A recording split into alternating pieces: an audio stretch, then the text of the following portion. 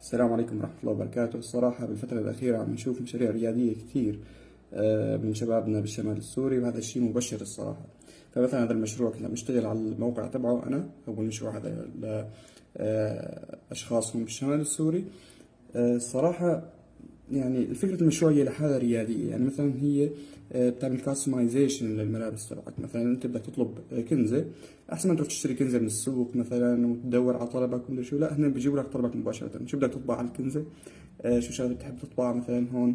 الاشخاص اللي بيحبوا مثلا البرمجة، الاشخاص اللي بيحبوا الانمي، الاشخاص اللي بيحبوا العبارات، مثلا عامل لك كاستمايزيشن كامل.